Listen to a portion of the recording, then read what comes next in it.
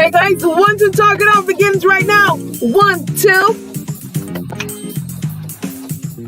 1, 2, talk it off now. 1, 2, talk it off now. Hey, ring the tell your friend them in the audience, yeah? We're about to begin. 1, 2, talk it off right now. I'll be right back. You. I want you to follow me on Twitter and Instagram. Subscribe to my YouTube channel and like me on Facebook. I'm Corinne Carlton. I want you to do that. And join me every Monday at 7 o'clock Eastern Standard Time for 1, 2, talk it off. 1, 2, talk it off. Say 1, 2, talk it off. Every Monday, 7 o'clock Eastern Standard Time. I want you to join me and tell your friends. Let's chit chat. Come on screen and share your thoughts with me, okay? 1, 2, talk it off. Remember to follow and subscribe and like. I'm Corinne Carlton. We're back. Guys, I'm so excited. Listen. All right, hold on now. Okay, so first of all, let me tell you what's coming up. We've got the Black Panther Christians coming up. We've also got new content coming up, new channel details coming up. I've got to share with you guys. And Trump being insubordinate. We'll talk about that. Yes, we will. We definitely will. Okay, so let's jump right into it, if you know what I mean. Okay, so listen. One of the first things that I wanted to share with you guys is our new channel. So we're actually going to be streaming live. We're going to be on Roku and obviously on Facebook, Instagram, Twitter, Periscope, Twitch, LinkedIn. Hopefully we get the okay to go on to LinkedIn. But yeah, we are going to be streaming to a lot of places. Now, if you really have that special content that you want to share with the world, you've got that movie, that short film that you're doing, that music video that's really going to change people's hearts and encourage them to be even more positive in this world, I want you to share that with us, okay? And it doesn't matter if you've got a sermon that you want to share with people, you've got a biography you want to share, you've got a documentary that you want to share with the world. Just send me a message, info@TheC2Project.com, info@TheC2Project.com. In addition to that, obviously, if you want to be interviewed for the show, just let me know. You can send it to info@Corinne Carlton or info@TheC2Project.com. Either way, I'll get it. I promise you, I will get it. So let me tell you a little bit about this channel. Now, yeah, I gotta back it up a little bit. So this channel is actually going to be it's going to be 24/7, okay? And when I say 24/7, I mean that it is always going to be available for viewing from morning to night and then all over again.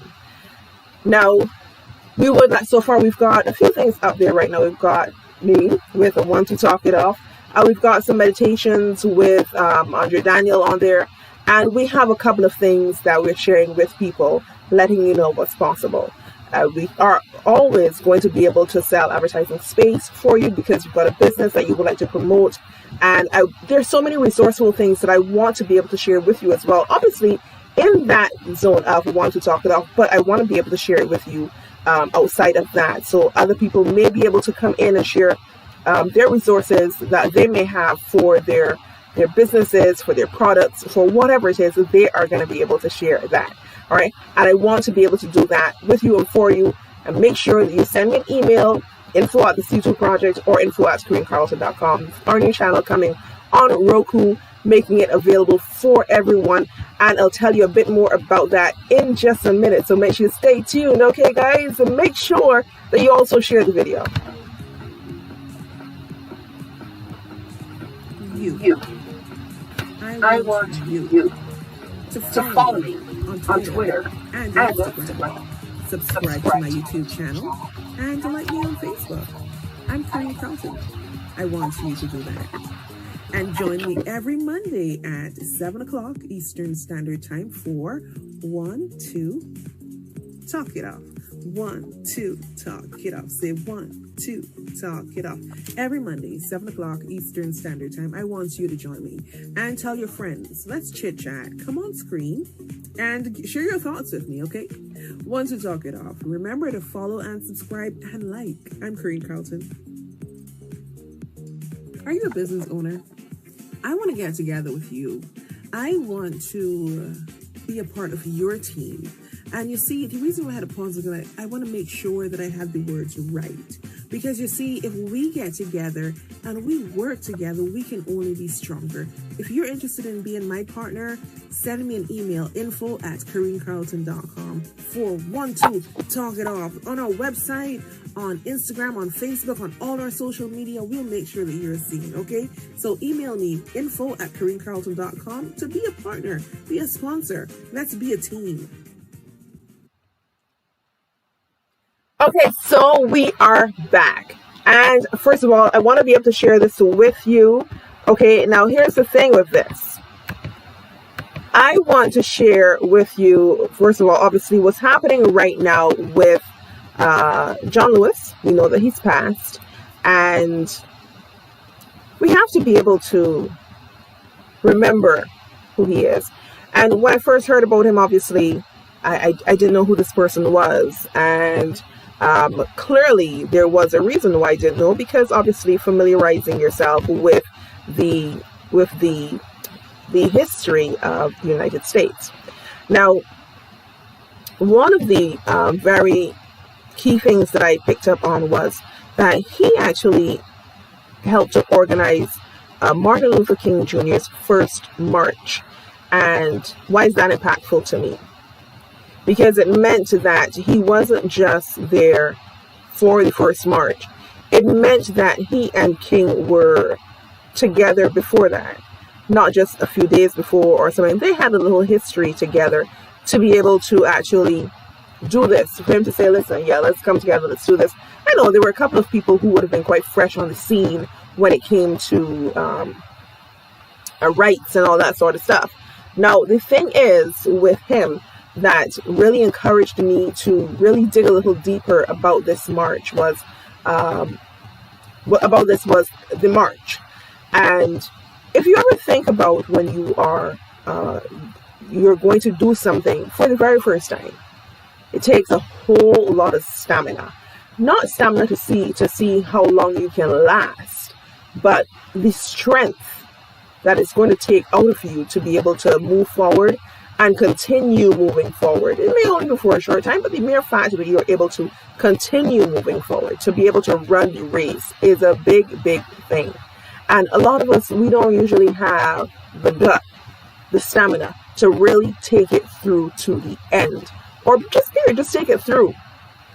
You may be able to pass the baton on to somebody else. But when you have passed that baton on, you are then able to give them all the fruits and the knowledge and all the inspiration and the aspirations that you have had. And when you're able to do that in a whole way, in a good form, you have good formation in passing that on to somebody, I'll tell you, they are going to be able to take your dream and take it forward, move it forward to fruition. Because even though you may not have been able to do that, they are going to be able to do that. We have to be able to transfer, to communicate, communicate the information that we have when it comes to history and stories and what we really want to accomplish.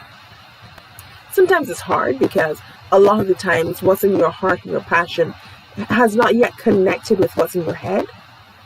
But Martin Luther King was able to just communicate that message to so many people because everybody was experiencing it. So it was a message that had passion and heart, and everyone agreed. I think it was, I'll share something else with you in a little bit as well. But I just wanted to start off with that and just pay homage to John Lewis because of the impact that he had and the mere fact that they said, you know, his first, what do you call it? His first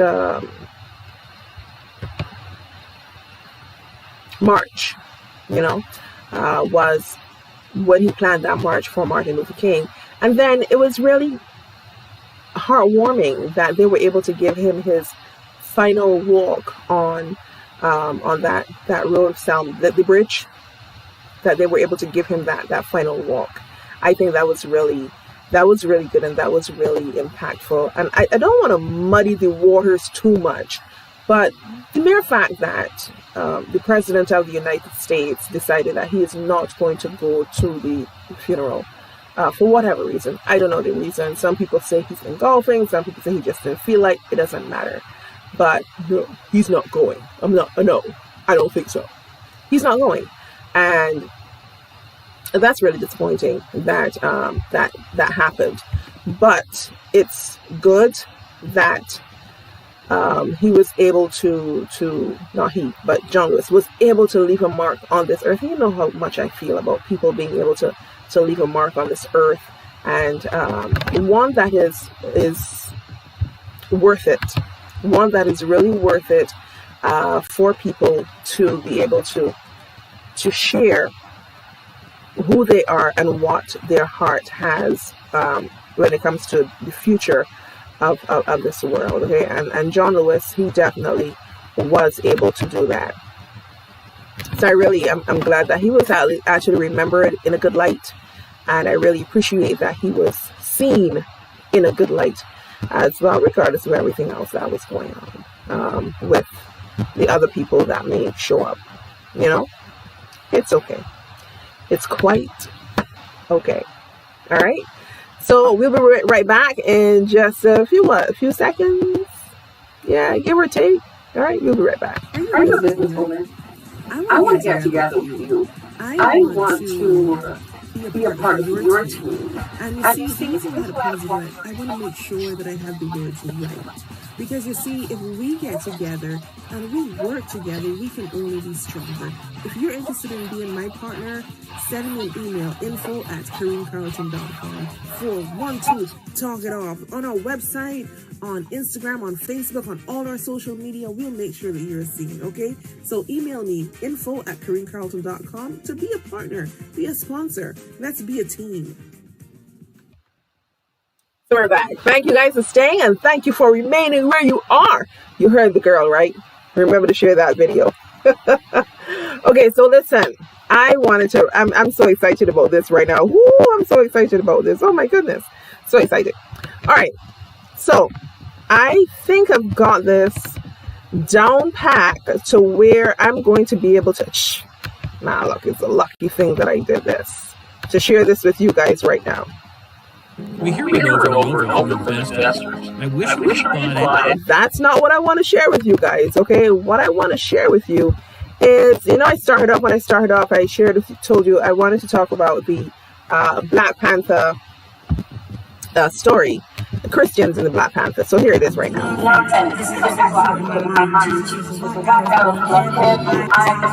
Relate to me, and I was so in my mind, it was not correct. But I trust Jesus, and I remember I started to see people just literally line me up. Your friends would meet me who were Christians and be like, do you want to go Bible study? And they would know me, they say, yes. And I'd be like, what? I say that? I don't even know what chapter to turn to. How do you do that? And then I just realized that something was missing, and I started to see, and Jesus was my last hope. And I remember a friend called me, and one day I was on a dark room, literally, I had this pattern because my depression was so deep, I had this pattern to put myself in a dark room. And he called me, and he was on his way to South Africa, and he said, something's not right, and God told me to call you, and I burst out crying, and he was like, yeah, like something's not right, like I don't feel that you're in the right place, and I confessed, and I was like, I'm not happy, and I don't know what to do.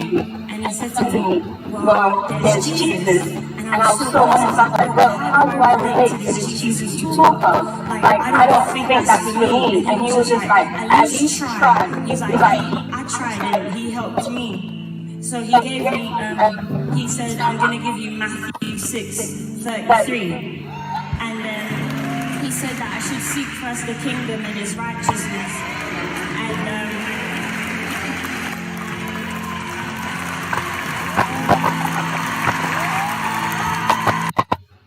I just had to share that with you guys. That was Letitia Wright of Black Panther. She's done so many films. There's one film that she's actually done that I actually watched around the 2 or 3 series of it, was Human, where she pretended not to be human, but she was actually human because everybody was android and everything else. Not android, what do you call it? Mock people. So, robots. Everyone was a robot, and she pretended to be a robot because she was having some issues, and she decided, well, I want to be a robot.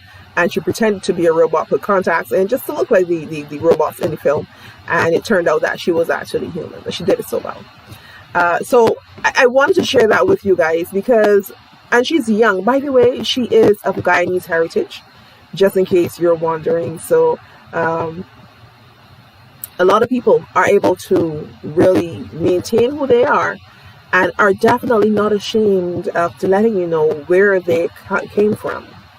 So I'm so proud of her, and I'm encouraged even more so that young people, and when I say young, I mean she's just out of her teen years, so that's quite young when it comes to this industry, and she is really making it known, I'm a Christian, I love God.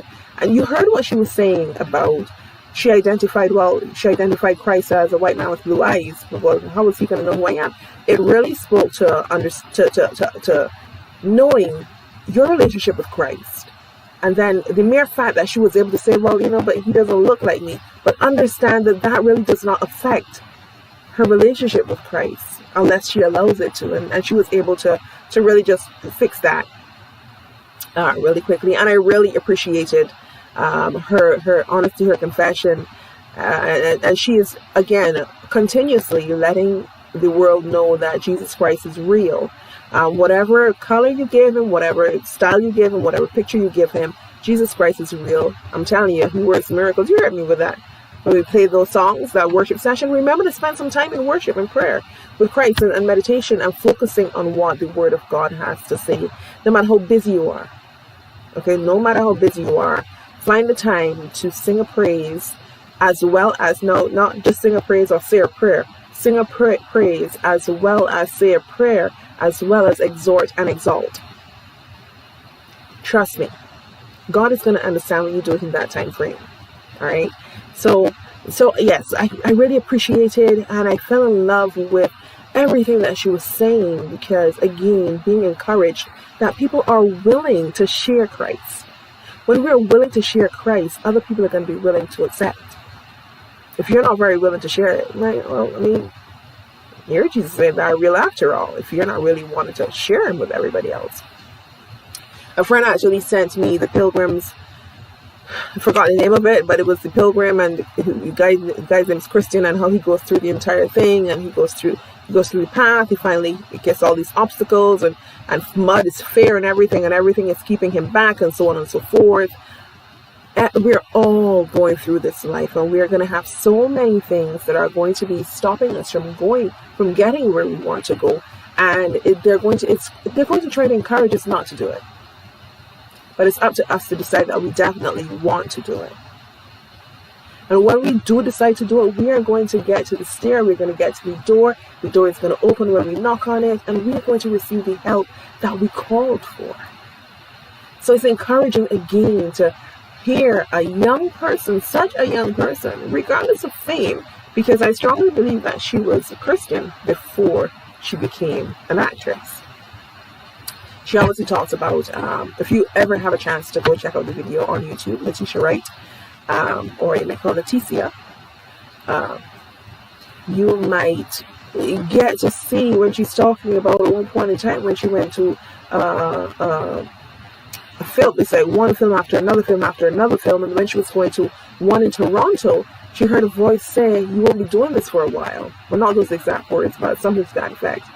And basically she said to herself, nah, because she needed to keep busy, but in truth and in fact, the voice was right, and she wasn't doing it for a while. She had a chance to sit back and chit-chat with herself and rethink and realign everything. A lot of times, that's really and truly what we need, to realign and see what's going on. And she was able to do that. We know of so many other Christians that are famous, but that's not highlighted because that's not famous. But it's good when they can actually do that. All right, we'll be back in just about 30 seconds, a minute, in a minute. You. I want you to follow me on Twitter and Instagram. Subscribe to my YouTube channel and like me on Facebook. I'm Kareem Carlton. I want you to do that. And join me every Monday at 7 o'clock Eastern Standard Time for 1, 2, talk it out. 1, 2, talk it out. Say 1, 2, talk it out. Every Monday, 7 o'clock Eastern Standard Time. I want you to join me. And tell your friends. Let's chit chat. Come on screen. And share your thoughts, okay? Want to talk it out. Remember to follow and subscribe and like. I'm Kareem Carlton. Thank you for staying with me, guys. All right, well, this is where I'm going to wrap it up. This is where I'm going to say bye. But remember to share the video. And remember to be on the lookout for our new channel on Roku. Right now, there's a demo video on there. And there's also a demo video on YouTube that you can check out. So make sure you check it out. And go tell your friend them. Next week, see you guys. I'm Kareem Carlton, bidding you adieu until we meet again. Be good to yourselves. And please, be good to each other. I'll see you guys real soon, okay? Bye. And remember, you see, I need to put on my glasses. And remember that we're on Mondays. We're on Mondays at 7 o'clock Eastern Standard Time. And if you want to be a part of it, send me an email, info@KareemCarlton.com. Have a good one. Are you a business owner? I want to get together with you. I want to be a part of your team. And you see, the reason why I had a pause is that I want to make sure that I have the words right. Because you see, if we get together and we work together, we can always get stronger. If you're interested in being my partner, send me an email, info@KareemCarlton.com for 1, 2, talk it off. On our website, on Instagram, on Facebook, on all our social media, we'll make sure that you're seen, okay?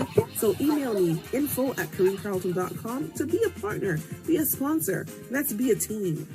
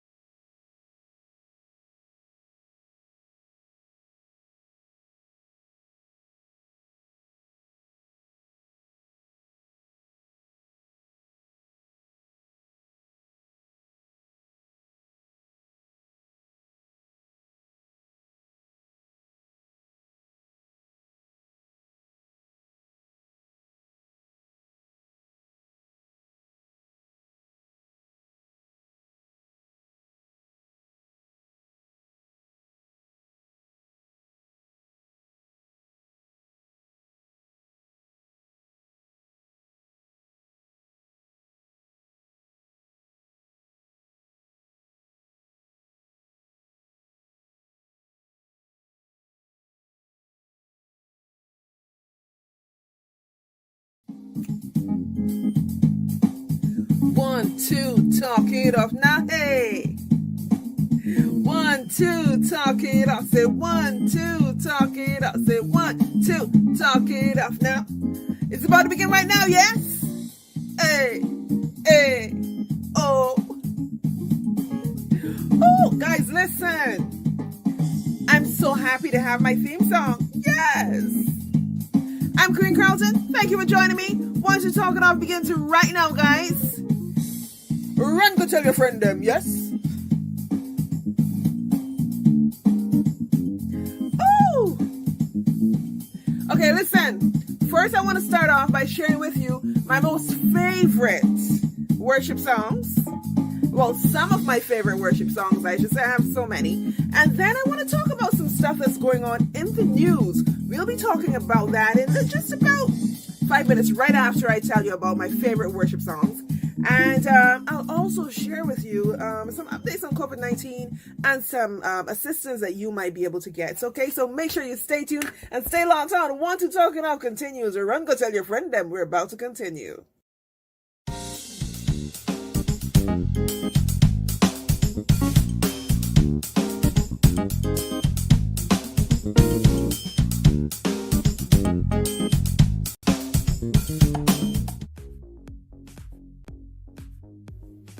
You.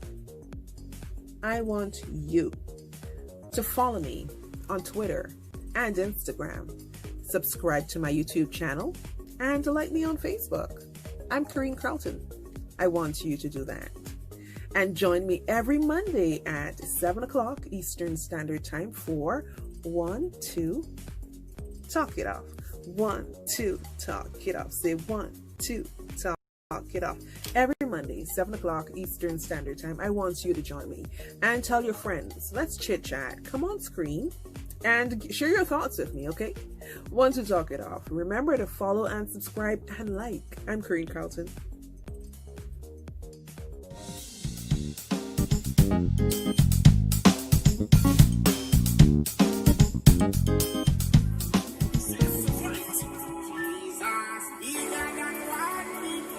I love this one. Prodigal Son, Jason Mighty. Yes.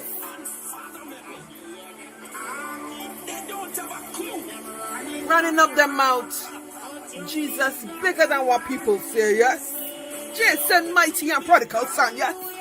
Hallelujah. Hey. Mega magnificent. Mega ginormous. Love it. Jesus bigger than what people say. So that's one of my favorites that I want to share with you guys. So listen, here's my other favorite. I think you guys will definitely, it's really a little bit separated from this one, but this is Kiara Sheard, and this one is called Mighty.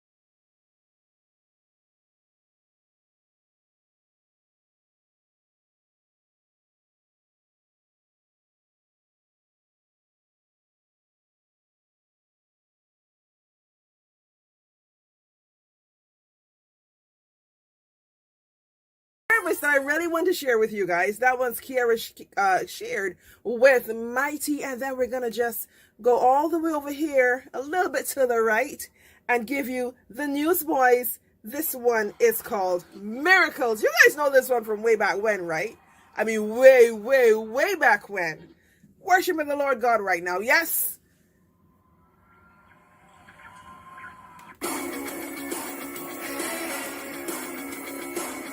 He does miracles.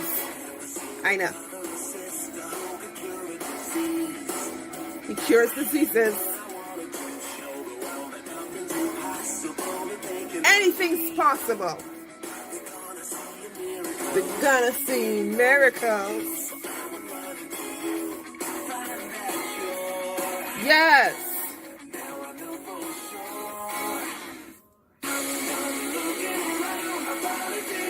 Now that's one. That's another one, okay? And that's from Newsboys. And I want you to continue the worship session with me. Worship, praise, exalting, whatever you choose to call it. This one is Smokey Norfolk. And this one is more one of my favorites. I just had to share that one with you guys. And I know that you are definitely in your experience of worship. And what I do is, so with my YouTube channel, and make sure you subscribe, speaking of YouTube, make sure you subscribe to the channel as well as sharing the video. So I've got different playlists, one for me, one for worship, one for my kids, one for the show, one for everything. So, people may not be, there's some people who are like, this technology thing is consuming us, but then you can use it for so many different things. And one of the things that we can use it for is definitely being able to compartmentalize our lives and our time. So just in case you want to figure out, I feel like some worship right now. You have all your worship and your praise pieces in there. And then, you know what? I need the kids to do a little bit of learning right now. There are actually some Coco Melon. I'm not such a big fan. But then there are others that really do help you with teaching the kids some new songs. There's some Christian Bible stories on there. A friend recently introduced me to, believe it or not, the Superbook. I did not know about Superbook. So I just wanted to share with you guys my worship and how I use YouTube. And I want you guys to make sure that you subscribe to my channel right now. Okay, it's the TheC2Project. So make sure you subscribe to the channel. Okay, want to talk it up? Hey, we'll be right back in just about 10 seconds. Stay tuned. Keep it locked on, guys. Loving it. Hey, 1, 2, talk it up. Say 1, 2, talk it up. Say 1, 2, talk it up. Say 1, 2, talk it up.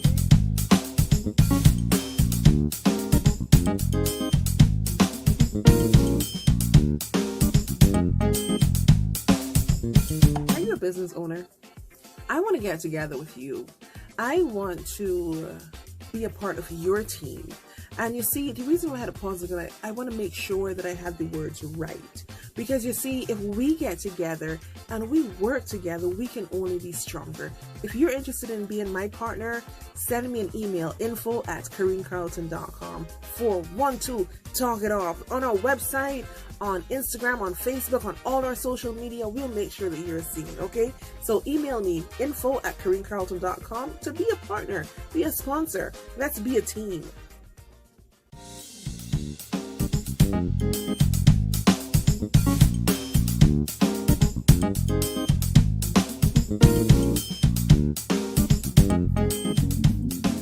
Guys, we're back. 1, 2, talk it off. 1, 2, talk it off. 1, 2, talk it off now. Hey. Okay, so we're back, and I want you guys to continue to share this with your friends and family. Follow me on Instagram, follow me on Facebook, follow me on Twitter, follow me on YouTube. All right, 1, 2, talk it off. I'm Kareen Carlton. Thank you for staying, and thank you for continuing to share the good vibes with everybody that you know. All right, so I wanted to share this with you because I found it quite helpful. To be honest with you, I found this quite helpful. So Facebook is actually lending assistance to small businesses. Let me find it here and share it with you. Okay, so listen. So this is what's happening with Facebook. And I want to share with you as well some stuff that I found with COVID-19 and it's affecting children. And my heart just went whoop when I saw that, because I was like, yeah, Satan, you need to just stay out of my house. Okay, but we'll be back with that in a minute. So listen, so Facebook have some grant programs. Sounds great, but they're overwhelmed. So listen, so we know that your business may be experiencing some changes and blah, blah, blah because of COVID-19, and we're here to assist and support our small businesses because that's what we're here for. This is just me seeing Facebook's first paragraph on their it's facebook.com/business/boost/grants. And so right after they introduce it, they tell you, so listen guys, yeah, we're a little overwhelmed. We're not accepting anymore right now. It's really funny that they're saying that. So anyhow, so we've received an overwhelming amount of applications from the United States. While we love to give grants to each small business in need, we are only able to provide grants to a portion of the many small businesses that, well, should have applied, but they have that applied. But everything's falling apart. But nevertheless, right. So when I saw this, at first I was like, wait, hold on, Facebook is actually doing this. Okay, go on, Mark Zuckerberg. You're doing some stuff. You're doing some interesting and some good things. All right. So how can the program help? Now, this is if you did apply and you got through. Keep your workforce going strong, just like the PPP loan program that they have. Keep your workforce going strong, help with rent and operational cost, connect with more customers, and support your community. So there's some people that are definitely utilizing Facebook to support their community. And then they ask, is your business, some ways to decide if your business is eligible. And they're saying like 30,000 eligible small businesses there are 30,000 plus in more than 30 countries. So it's not like they're doing it all over the world, which makes sense because he may have billions, but Facebook itself may not have billions. So he is making sure that he takes care of business. So to be eligible to apply, your business must have between 2 and 50 employees. So they're not looking at conglomerates and people with 5,000 employees and manufacturing plants and that sort of stuff. You must have been in business for over a year, which sucks because if you started business April well, I don't know how over a year. I guess over a year from when you applied. I didn't really read all those details of it because you know what? They said they're overwhelmed and they're not taking any more applications. I just did a cyber flick the page kind of thing. So you must have been in business for over a year and you have experienced challenges from COVID-19. Facebook has not experienced challenges the way we would think, but they would have had to have been quite innovative with what they were rolling out, and they were very innovative with what they were rolling out. You can check out. On that page, you can actually check out to see if your area is eligible to apply. They went through, so there are a number of countries that can apply, Chile, a number of places. Let me see if I can find them here real quickly. So, okay, it's not limited. Once I clicked on that one country, they're like, yeah, we're not letting you see the other countries. But yeah, you can see if your area is eligible to apply. Let me see if I can restart it and see here if I can see the areas. Okay, so yeah, so Argentina, Australia, Belgium, Brazil, China, Canada, Colombia, Czech Republic, Denmark, France, Germany, Hong Kong, India, Indonesia, Ireland, Israel, so many others, Taiwan, Thailand, United Arab Emirates, UK, Spain, Sweden, South Africa, South Korea, a number of different places are eligible to apply. So it's really good that this is happening, and I'm really encouraged that everybody is really out there trying to push it and trying to get things done, trying to get everybody off and ready for COVID-19. Get up and above COVID-19. Yes. Okay, guys. 1, 2, talk it off. Hey, 1, 2, talk it off. Say 1, 2, talk it off. Now, see you guys.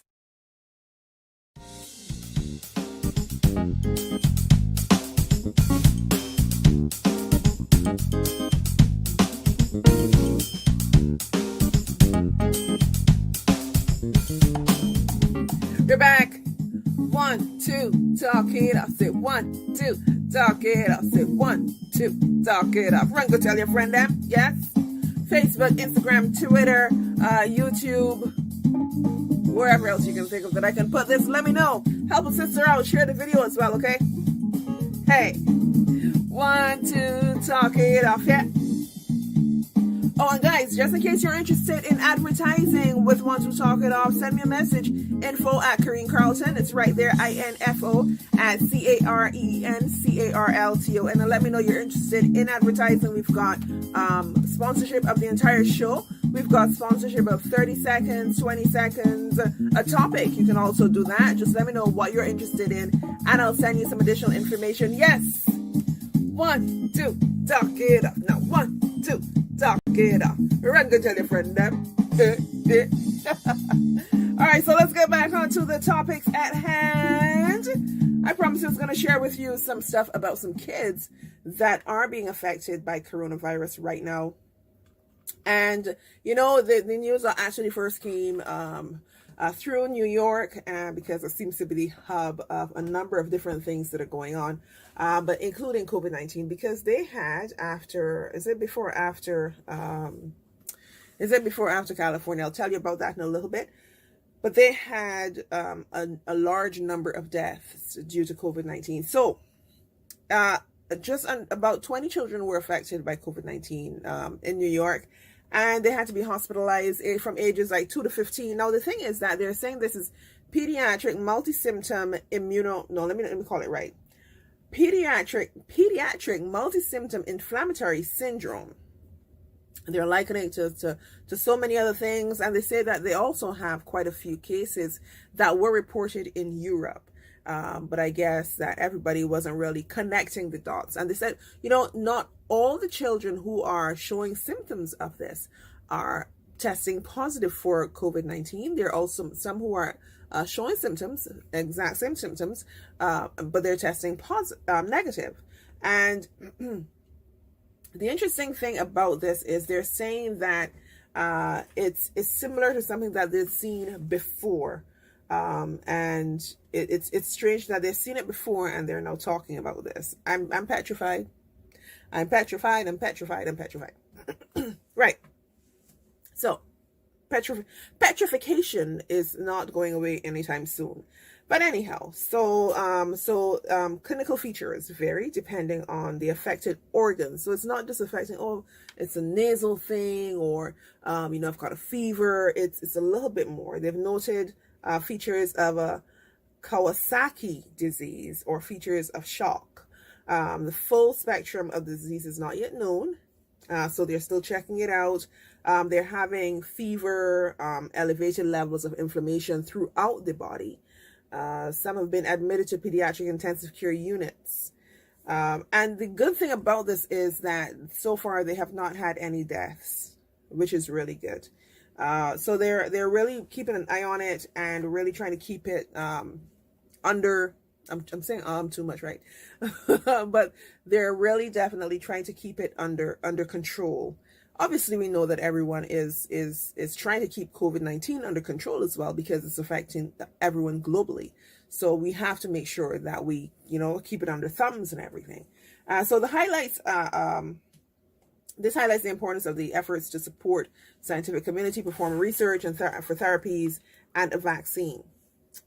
I'm one of those, I'm going to jump on that train. I'm one of those that I'm thinking, I am not too sure about this vaccine thing. You guys aren't even too sure about the virus. So what are you vaccinating us against? The symptoms? Because, look, Bush tea can help with those symptoms. But when it comes to this thing giving you blood clots, Mobby helps with that. And blood clots getting in all these different areas, it's shutting the fever, going and coming, it's crazy. What are you giving the vaccine for? Can you call it a COVID-19 vaccine when you're not really too sure about how this virus, this pandemic is going? Because one day it's just fever and chills and pneumonia and this and da. Then it's like hitting your kidneys, hitting your lungs, hitting your heart, hitting your thyroid, hitting your this. What is it that you're going to be vaccinating people against? I have no problems with vaccination. Just help me understand. I know measles vaccine because you're treating measles. You know exactly how measles is operating. Smallpox. What is it? What is the other one? Not even the flu, because the flu keeps mutating. So now we've got corona, we've got SARS, we've got bird flu, we've got cow disease, we've got all sort of stuff. Woosah. Lord, just help us. We really need you to just impart. This is a crazy period that we're all living in, and we really, really need to understand exactly what is going on. Want to talk it off. Tell me your thoughts. Make sure you share the video as well with your friends, with your family, with everybody that you can think of. Want to talk it off. We'll be back in just a few minutes. Hey, 1, 2, talk it off. Say 1, 2, talk it off now. Hey, oh. Make sure you go tell your friends.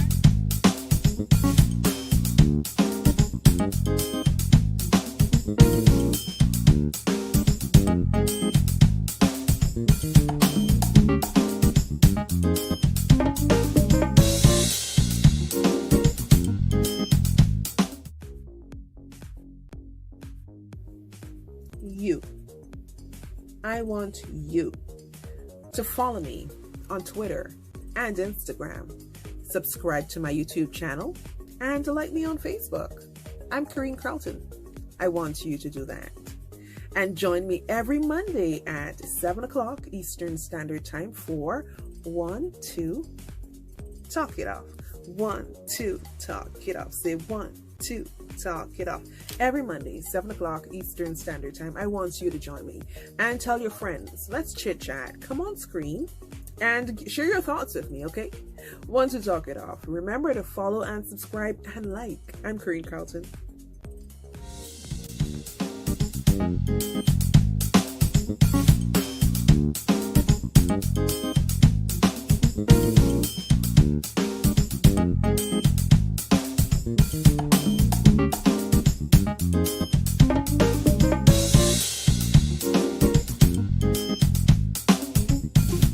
We're back.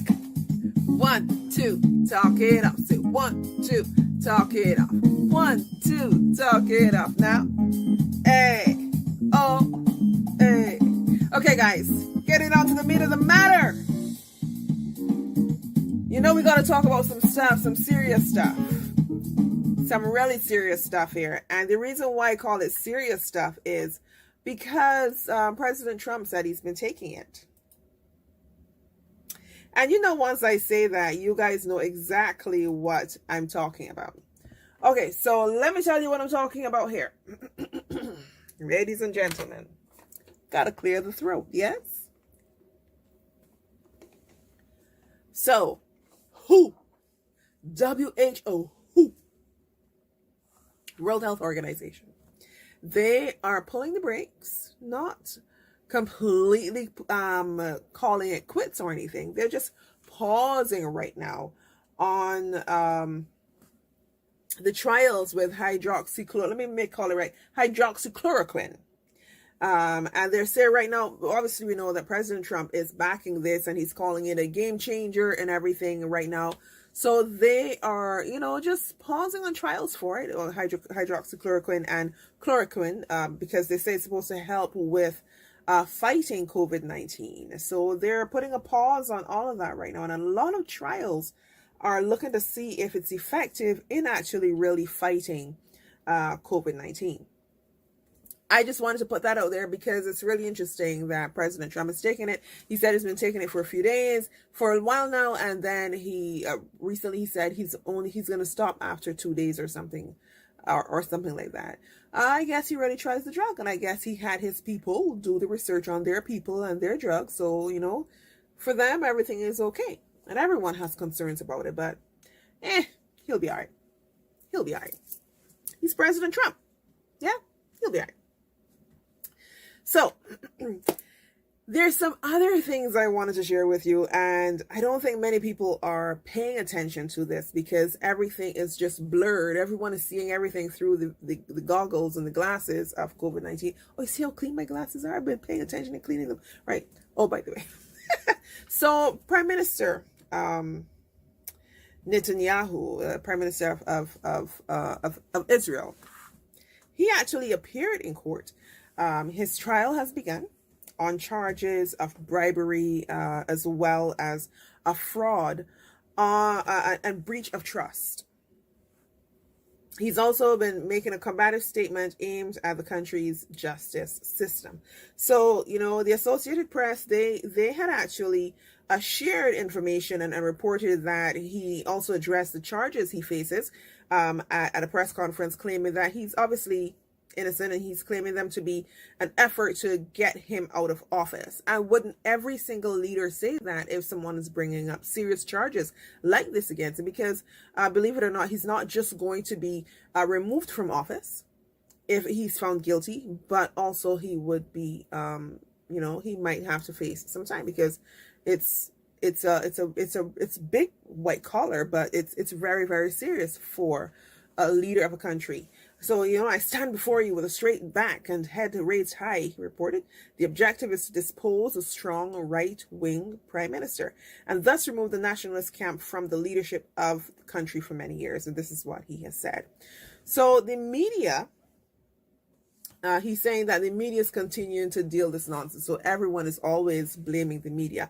But I just wanted to let you guys know that while everything else is going on with COVID-19, there's some other fights and tussles that are going on out there that people are not really paying much attention to, because we are our vision is a little blurred right now, not seeing very clearly.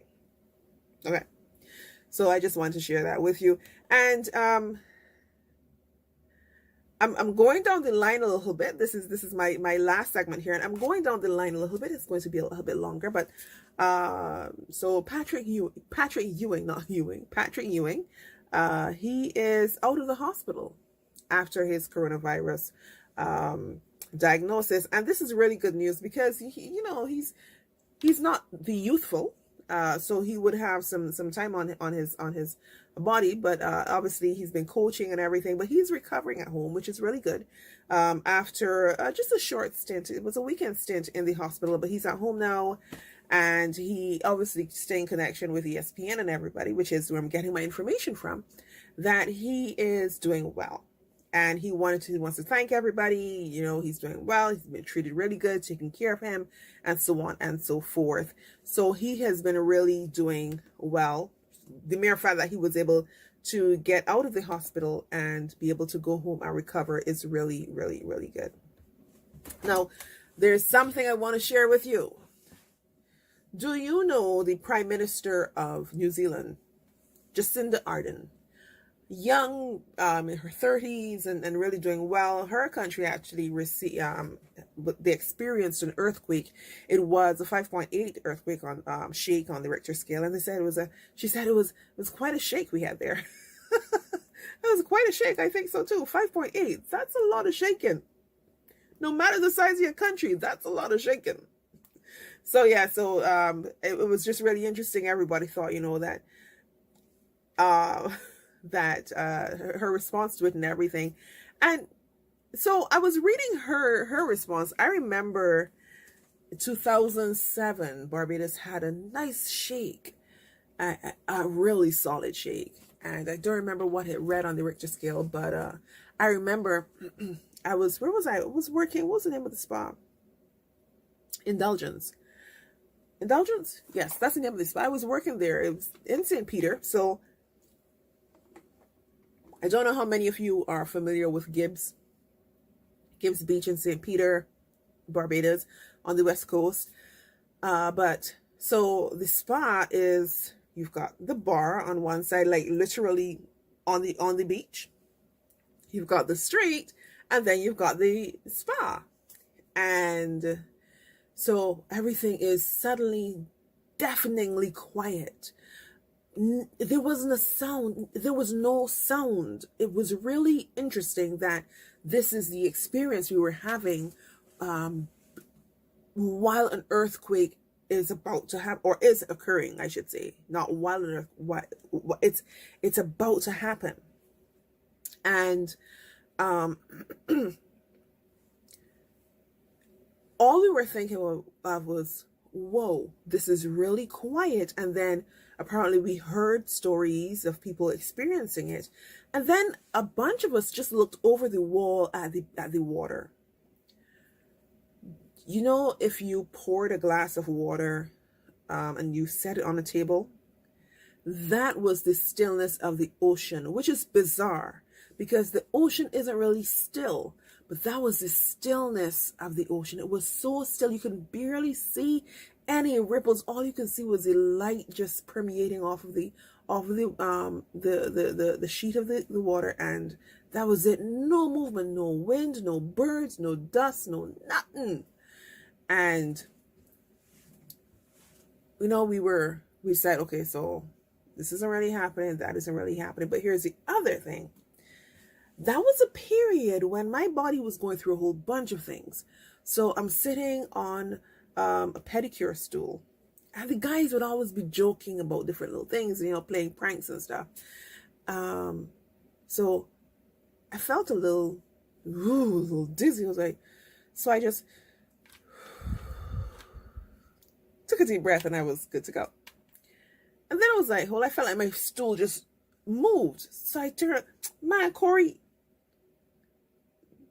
was nowhere behind me. He was like about 2 or 3 minutes before. But by the time I said, man, Corey, there was nobody behind me. And when I was like, wait, hold on. So I thought I was feeling dizzy again. So I got up and I started to walk around. And then I realized everybody started to come out. Like, hold on, what was that? So we were experiencing an earthquake. Mighty shake we had there, huh? So yes, Miss Jacinta Arden, mighty shake you had there. So it was, it struck near the capital of Wellington, and there were no injuries, no damage, nothing was reported, and everything just seemed to shake because she was actually doing a show at the time. We're just having a bit of an earthquake here, quite a decent shake. if you see things moving behind me, the beehive moves a little more than most. So it was her response was quite calming. She didn't fuss, but I'm really joyful and glad that nothing more happened, because during all of this, to then experience a natural disaster on top of this virus pandemic, it tumultuous. It would be crazy, insanity, to say the least. And I hope that none of this ever happens to anybody. And I'm coming to the end, guys, and I really thank you guys for staying and sharing with me and everything. And I really want you to share the video. It's right there.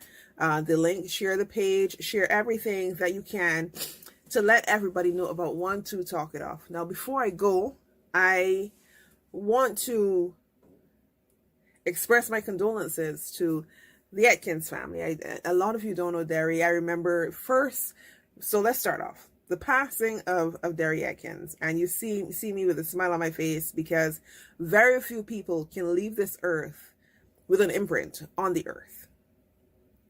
We're sad that Derry is not with us, but he has left us with so much. Derry Atkins passed away on Saturday morning, which was the 23rd of May. So he would have been in his mid-60s, just celebrated his birthday in January. So always had a wit about him, and extraordinary musician, teacher, very kind-hearted. He taught everybody, both his generation, beyond his generation, under his generation, in his generation. He was a teacher on all counts, a very giving heart.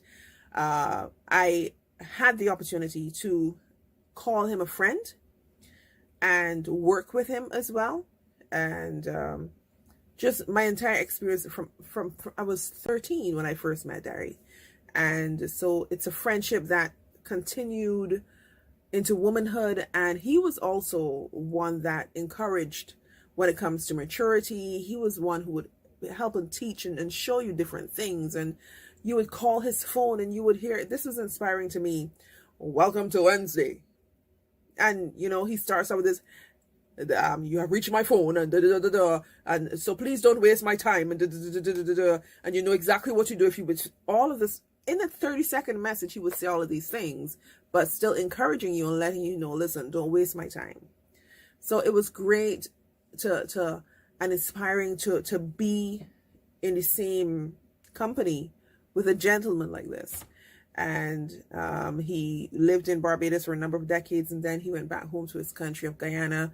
And I wished and prayed and hoped that the Nation News would have done a better story on him, but that's just how it went.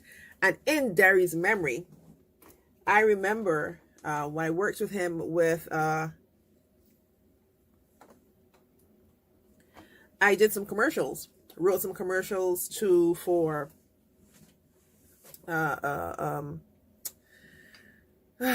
automotive store. And I got Rhonda Thunder to sing it for me, and he put the music to it. Rubber to the road, ready to go. Get accessories, oil, and quality tires. AC Delco, battery with power. All from the best, don't think about the rest. Top body line, keep that in mind. The best in the land, Auto Depot 2000. Yeah, I wrote that. And Derry did the music to it. It was fantastic, a great experience. I have a memory that I'll cherish, and he has imprinted this world. So remember to make sure you are able to put a print on this world and share the love that you have inside of you that God has given to you, because, beloved, let us love one another, for love is of God, and anyone that loveth is born of God and knoweth God. He that loveth not knoweth not God, for God is love. So, beloved, let us love one another. That's 1 John verse 4. 1 John chapter 4, verse 7 and 8. I'm Corinne Carlton, and I thank you guys so much for joining me on One to Talk It Off. Yes, we're going to go out with this one, my theme song. I'm so glad that I have it. Hey, one to talk it off. Hey, one, two, talk it off. Say one, two, talk it off. Say one, two, talk it off. Say one, two, talk it off. Now, bye-bye, guys. I'll see you later. Make sure you share the video, tell everybody about it, and let them know that we're here every Monday, 8:30, 7 o'clock to 8 o'clock. All right, we've got a new time, yes? Want to talk it off. That's what we do. Hey. Oh. Hey.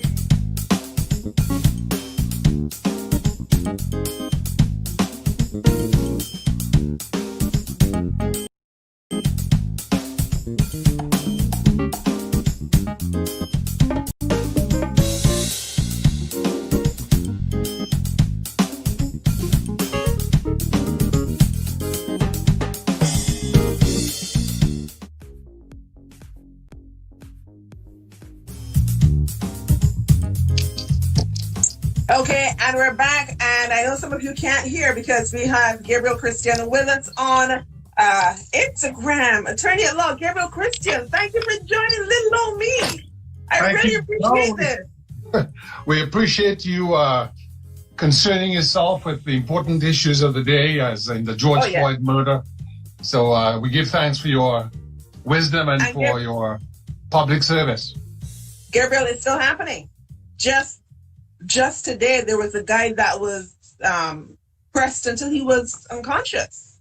Is that in the New York City case? Yes. So what we have is police officers, police service, police officers, and their departments are still not cognizant of the worldwide uprising against tyranny by police departments. And until such time that we see the disbanding of certain units, the defunding of certain departments, until they fill it in the pocket, until they're prosecuted for their crimes, we won't see any change. And so I'm just thankful for the tens of thousands, the millions of people who've stood up all over the world, all over the United States, to ask for change. Because until, as I said, the prosecutions, the lawsuits, folks fill it in the pocket, they lose their jobs, they won't change. Now, let me ask you something. You just mentioned something about defunding the police force. Is that the most practical route to take? What defunding means really is reallocation of resources. Look at what's happened in the United States. The United States is now the biggest jailer nation. No country has more members of its population or more citizens in jail than the United States. That's not acceptable. The United States is not the most populous nation. China is followed by India.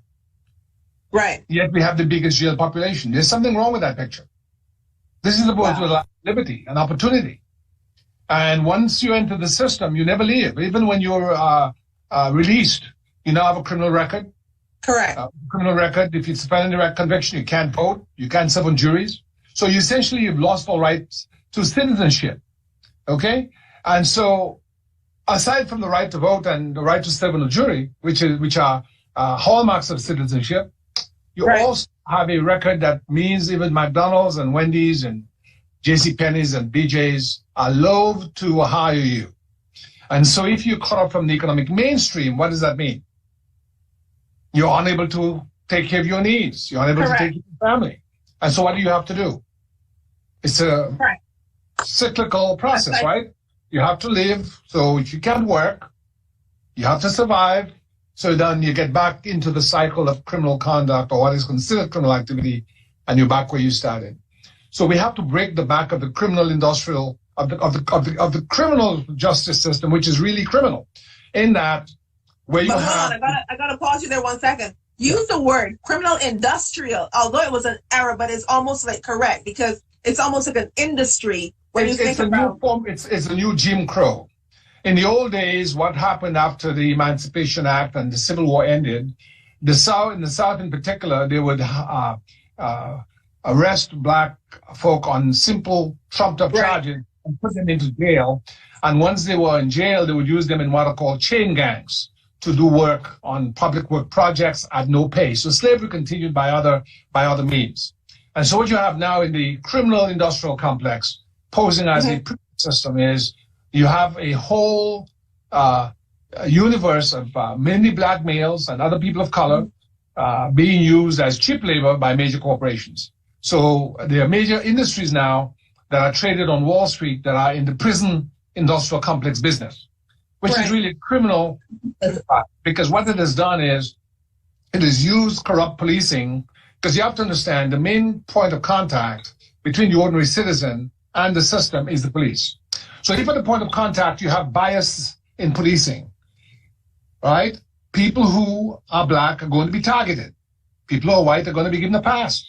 Yeah. So I can go to any courthouse in Maryland from the county like Prince George's that is majority black to counties where there are very few black people or minority black. And when you go into the courtroom, you will see the same composition. 80 to 90% of the people on the criminal docket will be of color. Okay? Man. And so that is a reality that I have to live with every day. And after 29 years of practice, I can tell you the system is broken. And so what you see happening is people responding. The good thing is more and more young white people understand that they too are not immune, because the real perfect storm we had in a way for this uprising was the COVID-19, the implosion of the economy. And while people are at home watching TV or looking at their phones, who otherwise would have been at work and may not have seen what happened, they saw in living color the lynching of George Floyd. And for those white people who have had a conscience, you're not messing the lynching of George Floyd, who have a conscience, who understand, have black friends who listen to music from the black community, who have sports stars who are black, who they appreciate, who have not been, let's say, inculcated or infected, rather, I'd rather use infected with the toxin, the disease of racism, as their forebears were, as their parents and grandparents were. They are more even-handed, they are more nuanced, and they are more understanding. They have joined their black brothers and sisters. So Latinos, Asians, and white folk have joined. Instead of turning on black folk, they've joined to say justice must be done. And the important thing to understand, Corinne, is when justice is done for black folk, justice is done for everybody. Yes. Because when we expand the bounds of liberty, everybody benefits. Women benefit, people who are gay benefit, people who are Latino benefit, people who are Asian benefit. The gains that black folk have made in the United States and around the world for democracy have not been just for us. It has not been just for us. Any sort of expansion of democracy, any sort of expansion of fair play and equity in society benefits all persons. No. So we've always been the almost sacrificial lamb whose lives have been taken to bring about change. And so God chose, unfortunately, his brother, and everybody now knows his name. Everybody. So let me ask you a couple other questions with regard to, we know the big problem. And me alone, one can't do it. You alone, one can't do it. It has to be a collective thing. But I also believe in one by one by one by one by one. And if everybody continues to agree, it will be a mass agreement.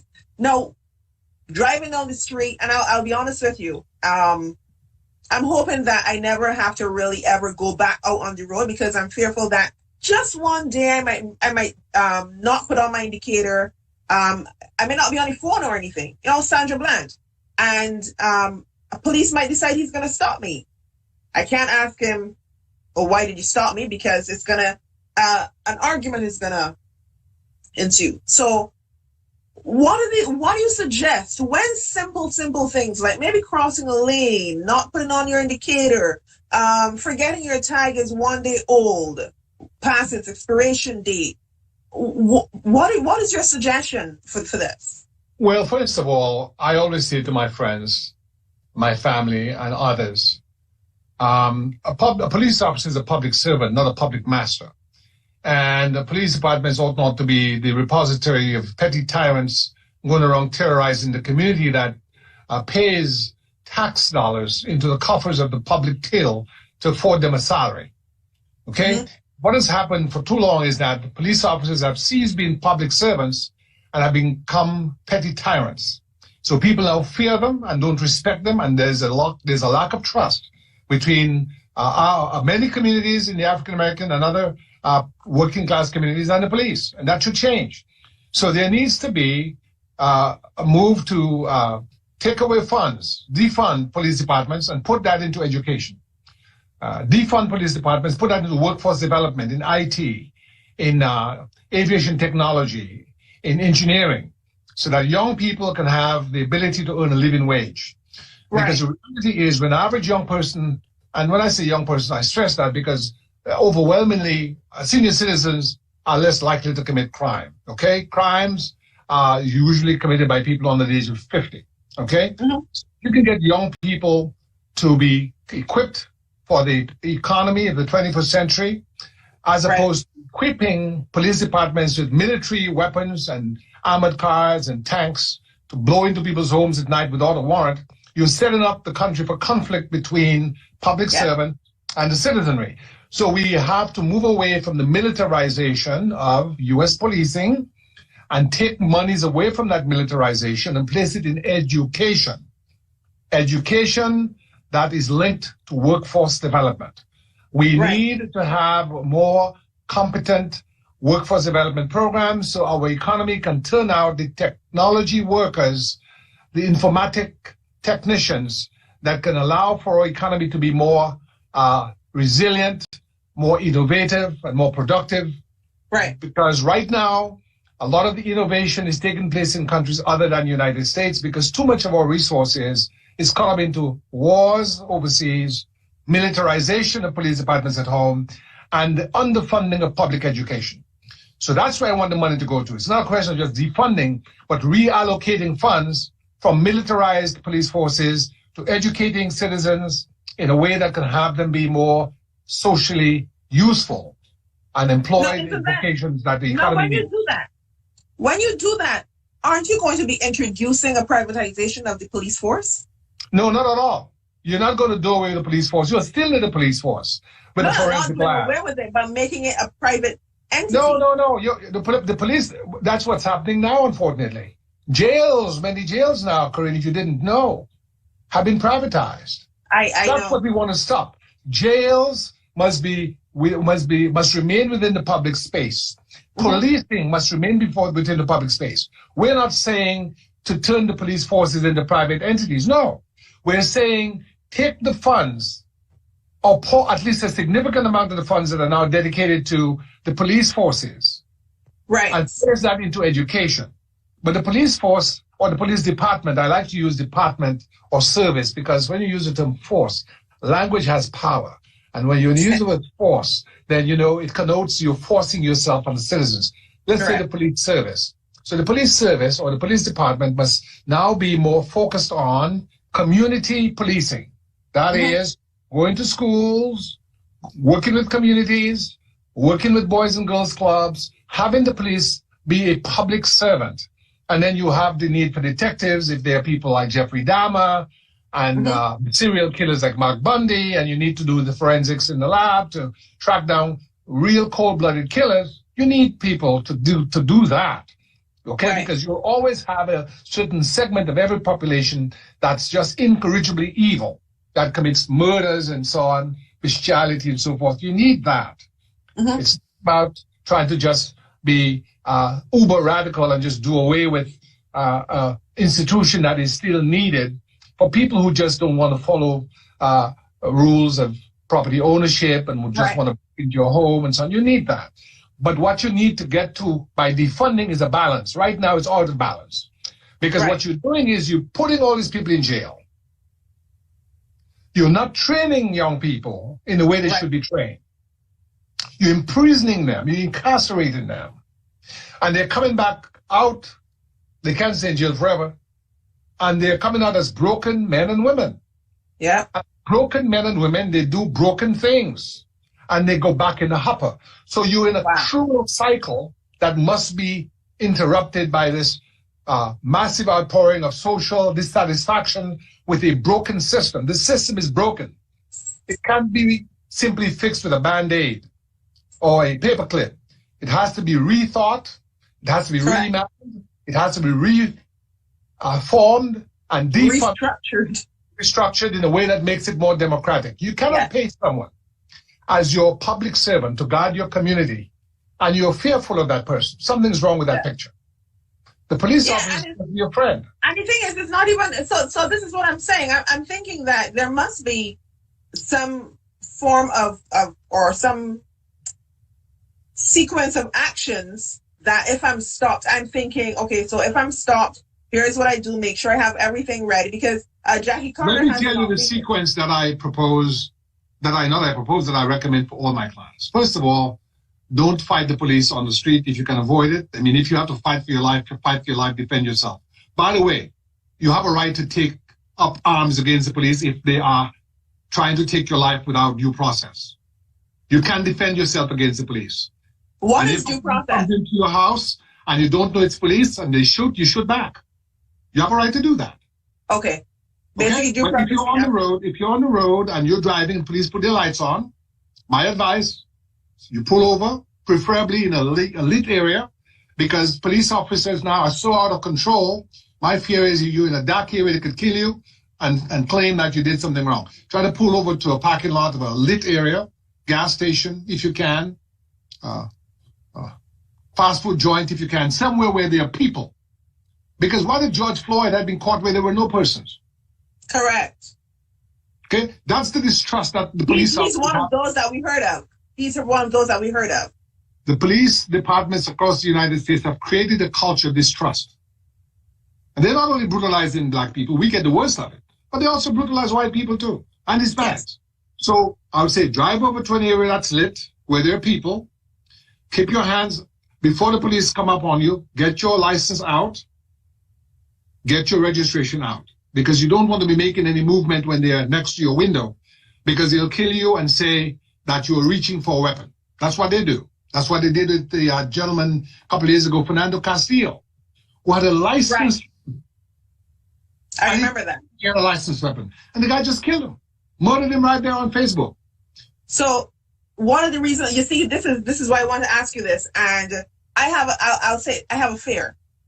I was driving home from work and my light is going amber to red, and I'm making a turn, and there's a policeman on the cross, and I'm thinking, well, suppose now this policeman stops me because I came through between the amber and the red, and I was hungry, so I had a granola bar. I said, I'm not touching this granola bar until I'm clear of these people. I'm very, very serious. Well, you're not the only one. I mean, I waited a good mile before I did this, because I'm thinking I gotta get home to my king and my queen. I need to. So it's crazy that this is the way that we are thinking. We are forced to think this way because of what is going on. No matter how slight, you've got people being arrested for jaywalking and coming out hurt. Well, look, I mean, I just want to say. I'm proud of my dad, and I never met my grandfather, but I'm proud of him. They were both police officers. I grew up around police officers. I represent police officers. I love good police officers because I consider my father and grandfather to be good police officers. If a police officer puts on a uniform and is sworn to protect and serve, that's what he or she must do. That is to protect and serve citizenry whose tax dollars pay your salary. Okay? But what we have had, unfortunately, is a sort of culture of tyranny. And that culture was also aided by media. So you now find that media would start all these cops shows where police officers were out there, on television, breaking into people's homes. It turned the policing into entertainment. Yeah. And whose homes are they breaking into? Who are they terrorizing? Generally poor Black and poor white people. Correct. The Chevy Chase, Bethesda, and these other upscale neighborhoods. It's always trailer parks and poor Black and poor brown and poor white neighborhoods. Urban so stuff, there's a class oppression aspect to it. Okay? There's a class prejudice and class bias aspect to it. And I'm happy that the decision was made last week or a couple of weeks ago to ban or to remove from television this movie Cops. This not movie, but this show that they have Cops. Right. Because we have made policing into entertainment. Yeah. I even saw on Netflix, I don't know much about it, my daughter knows about it, but it's something called Netflix, they show now on television, where they have a show now about prison, ladies in prison. Yes. In orange jumpsuits. What is that doing on television? That's not a joke. That's not a show. But you see what's happening? They are hardening the hearts of the population by making tyrannical policing a show, by making the imprisonment of poor people a show. So now it's a big joke. It's a show. So we look at it, we're talkers. We're looking at this, and as if we're separate from it. Doesn't that sound familiar? Where else have you seen people in quote-unquote cages where everybody else is poking at them and seeing who is the worst or best? Well, doesn't that sound familiar? Well, it's slavery. It's slavery. It's the zoo. It's a job, and I'm happy that people have woken up because all these shows need to be removed from television. There's nothing to be shown on TV that is worthwhile of people suffering in jail, their loss of value, of human value, the insensitivity of it. There's nothing entertaining about that. We must stop making the justice system of law courts. That's not entertainment. That's not something to be gawked at, and it's not entertainment. This whole policing thing, jumping into people's homes and shooting them, beating them, putting them on the ground, putting your boot on your neck, that's not entertainment. What it has done is it's corrupted the culture of the society. So we have so long accepted the dehumanization of whole segments of the population. So we need to stop these shows of the dehumanization of human beings in jails. We need to stop these shows of the dehumanization of citizens being beaten up by cops. And we need to have a new culture that has human compassion, humanity, empathy, understanding. Rehabilitation. We need to rehabilitate our minds. Our minds are corrupted, not yours or mine. I've tried to, even if I have had to deal with criminal justice system or injustice system, I've sought to always associate with progressive humanitarian causes to maintain my soul. Because what would it gain a man to win the whole world, but to lose his soul? And that's what I know that you got to run, and you had a long day, as you told me. So let's just ramble with a few takeaways. That when police stops you, make sure you cooperate, drive to a lit area if you can, because they might drive in the dark. Get your paperwork out before they come to the window. Because once they're at the window, they've got their gun, right? You make a move to get something in the glove compartment or somewhere else, they may say, he made a furtive movement. Correct. And that is just when the bullets are flying. And you're not going to win that battle. Be polite. No. Yes, sir. No, sir. Yes, ma'am. No, ma'am.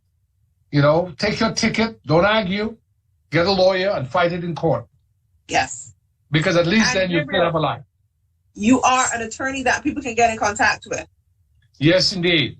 We're happy. We're here, Louis. Happy to serve the community. You can get us at marylandattorney@law.com or 301-218-9400.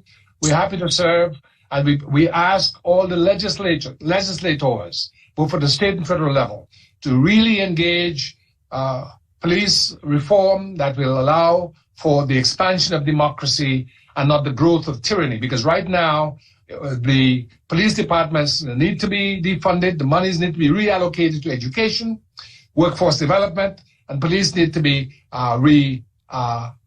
let's say, imagined. The culture, the mental approach, the mental orientation needs to be changed from being a police force to force themselves in the community to being a police service where they protect and serve their fellow citizens with love and understanding, care and compassion, doing their work without fear or favor in a professional manner, and not executing citizens or lynching them in broad daylight.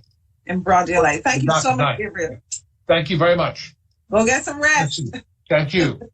I'm a business owner. I want to get together with you. I want to be a part of your team. And you see, the reason why I had a pause is that I want to make sure that I have the words right. Because you see, if we get together and we work together, we can only be stronger.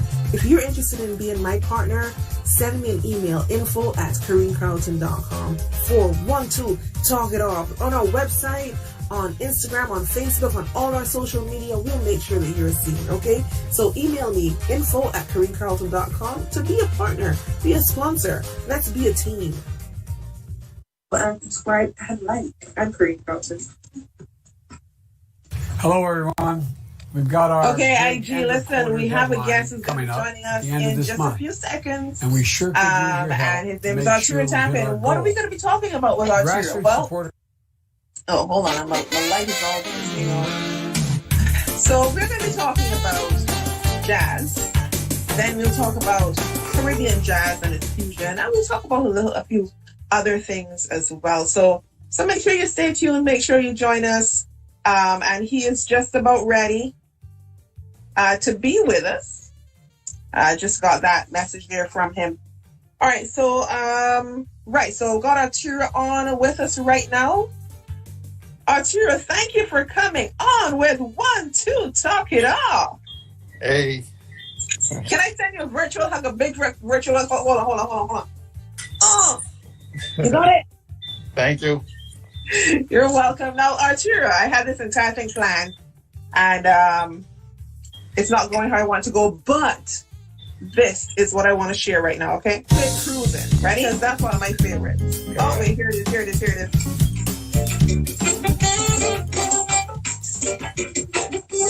Hey, Lauren. That is almost... Thank you. I just love it. Love it. Java. That's what we need to get us through our day. Thank all right. you. And I just wanted people to hear that a little bit. You can get it on YouTube. Where can they get this from, Arturo? If they want to purchase it. iTunes. Huh? iTunes. Okay. You see, look, the videos coming through. Look, all right, guys. So let me just get back to this really quickly. Arturo, I want to talk about, we know so much is going on with Black people continuously being afflicted. Mm-hmm. And one of my biggest peeves is when I hear of the music, we're being raped for our music. Mm-hmm. I know that, and I was doing my research on it. I remember years ago where I did some research on jazz, and it was talking about the African drums. Mm-hmm. I can't find it, but I want you to help me to understand the origin of jazz itself and its Black influence, its African influence, if there is, because I may I can be corrected. And then how it came through.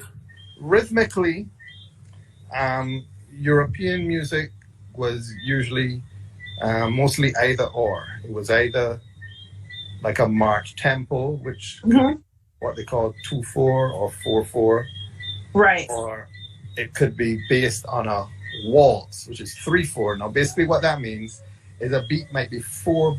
A tune might be 2 to 4 beats per bar, which would usually be like 1, 2, 3, 4, or 1, 2. And the accent for European music would usually be on the 1. So it's 1, 2, 3, 4, 1, 2, 3. And if it's a waltz, it might be 1, 2, 3, 1, 2, 3. Now, what's special about African music, it was a combination of both those at the same time. So you would get the 1, 2, 1, 2, and it'll get 1, 2, 3, 1, 2, 3, 1, 2, 3. So a beat was subdivided into 3. So when we had the Africans in slavery that went over to the Caribbean and America, seeing that we were not allowed to play our music, we would have to disguise it with a bit of theirs.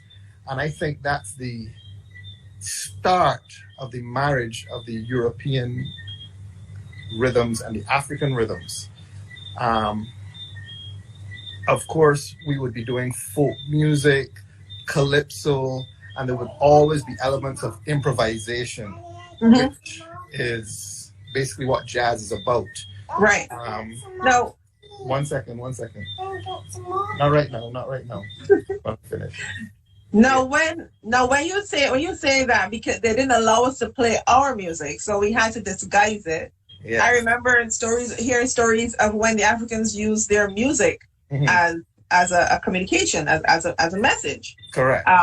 But I also remember with the they call them Negro spirituals. I call them really songs to the soul, because when you hear a Negro spiritual, they're singing the same thing over and over and over again. It almost becomes a mantra.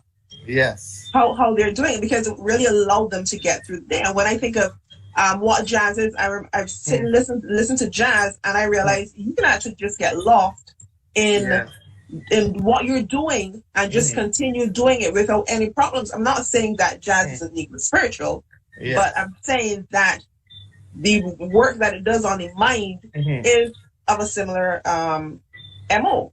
Well, they're all linked together in the sense that it's black music, starting with the whatever, as I said, they would be singing in the fields, gospel music, blues, jazz. They have a similar root, and they all continuously share the same thing. It just every decade or so, it's changes by smidgen. Yeah, some young guy that comes along might add his ideas and change the flavor, add more spice to it, or it goes a slightly different direction, but they're all the same source. You know? Right. The connection in particular with the Caribbean and America would obviously be Haiti, New Orleans, and the rest of the Caribbean, where, you know, there was a movement of Africa, West Indies, New Orleans, and it would be, I would say, mostly taken to the highest level in New Orleans. And that's where the connection of jazz in America and the Caribbean actually met. Right.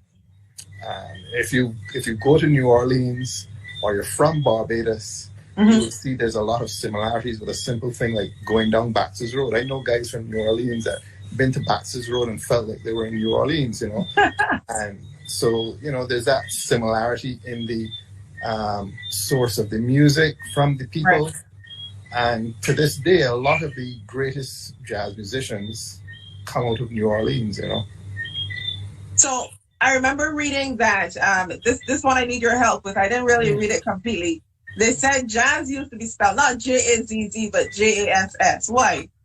Well, there was cultural appropriation by white groups during the early jazz period, the ragtime, and especially Dixieland, for reasons we all know. And it continued into rock and roll with the artists around Elvis Presley time, you know. So the first recording of a jazz band where they spelled it J-A-S-S would be because they were basically taking the music and the nuances and presented it as their own. Right. Because they had the opportunity to record because of racism. So let's switch a little bit and really quickly. I know we talk about the roots of it with Caribbean, and that's one of the reasons why I chose to speak with you, because I really love Java. I know so many people are familiar with jazz musicians from the Caribbean, and you know they may have their influences from wherever. Tell me where did your influence for jazz, and then the influence to fuse it? Yeah. Where did it come from? My dad, when he was at school in Grenada, Mm-hmm. he and two of his friends loved Frank Sinatra, and they couldn't really get the records. So what they would do, they would go to the cinema, and one guy would, you know, in those days, musicals were very popular. Talking like the Right. 40s, 50s, you know.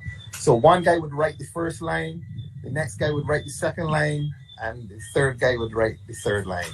And my father had a collection of songs that he would sing at school.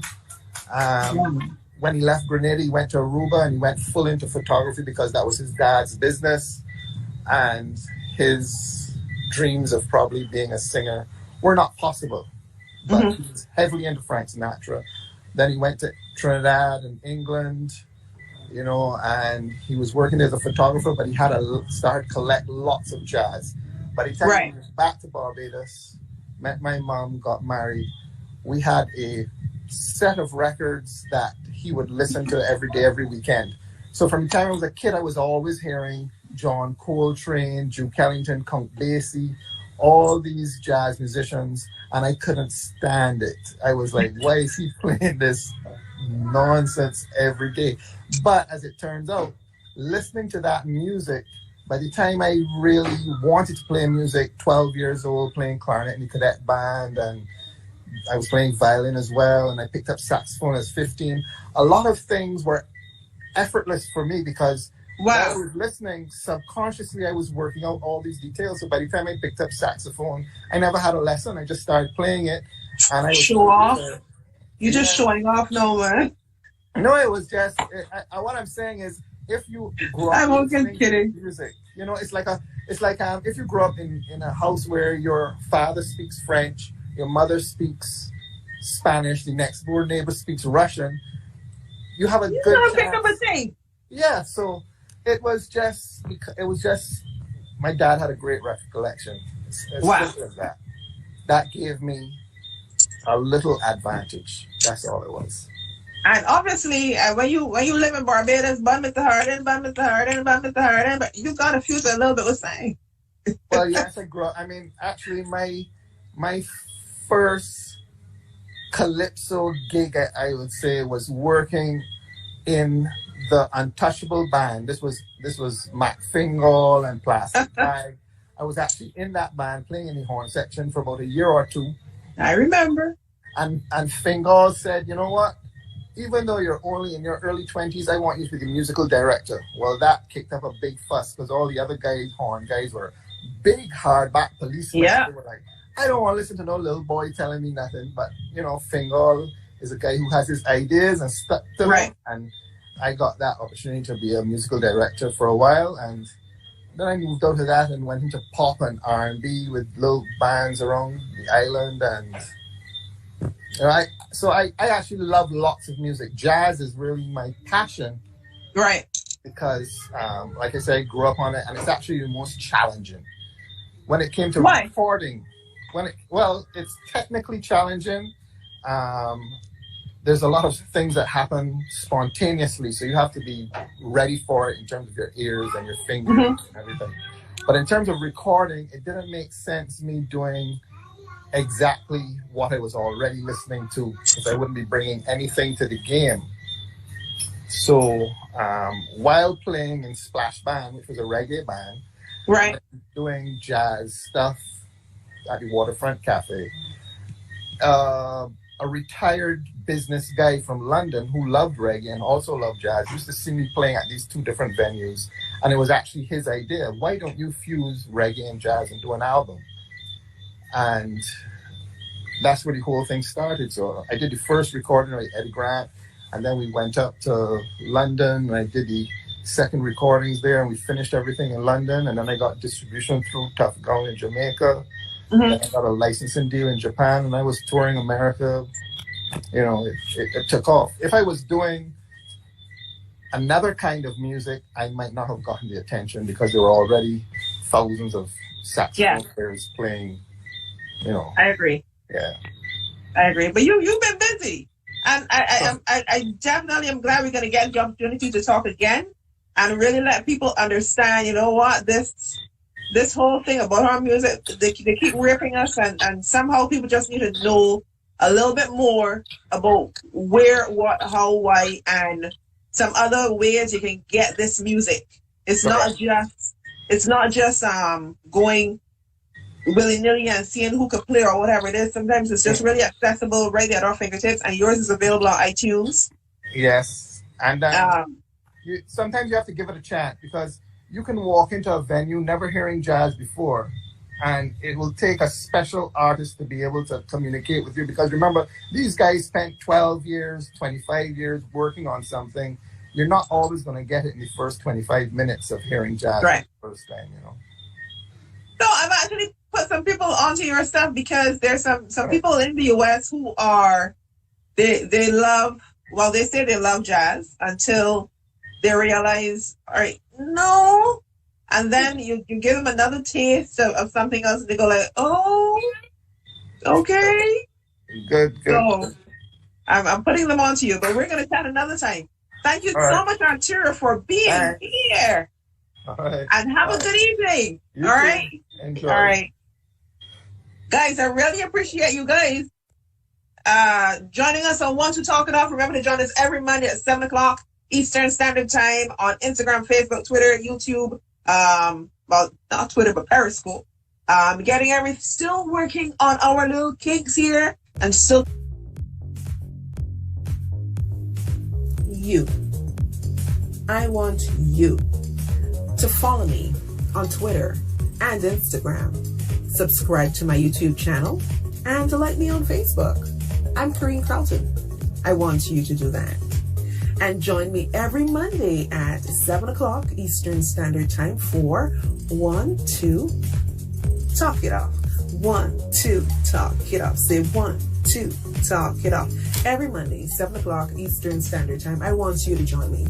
And tell your friends. Let's chit chat. Come on screen and share your thoughts with me, okay? 1, 2, Talk It Off. Remember to follow and subscribe and like. I'm Kareen Carlton.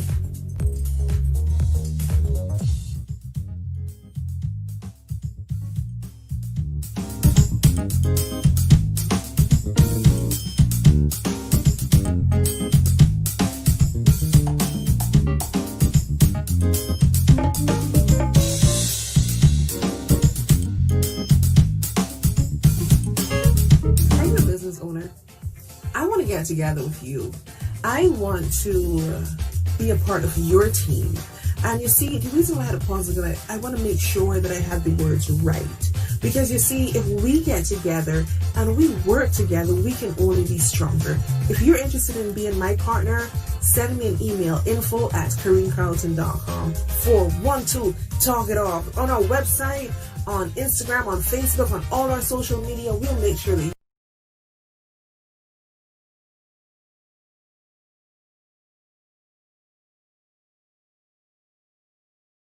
I feel like I'm about to get into trouble. Were you an atheist when the two of you met? No. If we ask Imani, why did you become an atheist without Colby around? I want to hear the answer. I don't want you marrying into a family that's not willing to receive you. He said, I think you would look 2 points better if you had braces. Nobody else would feel some type of way if somebody insulted their sister. That's how he is.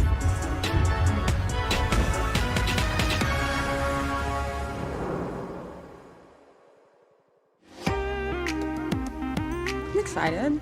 Like you're watching a fairy tale or like a scary movie, kind of excited. No. Scary movie excited. Yeah. Hi, I'm Imani. Hello, I'm Kobe, and we're engaged. You like hit my ring. I'll do this hand. We've been together for about 10 months. She saw me on Bumble and she had to talk to me. Had to. The reason why I even swiped on Colby was he looked so handsome. Colby is a teacher and he's opened the door to new things for me. I knew that she was the one pretty fast, and I think that she was what I've been looking for. I'm not excited. Why aren't you excited? I feel like I'm about to get into trouble. In trouble? Yeah, I feel like I have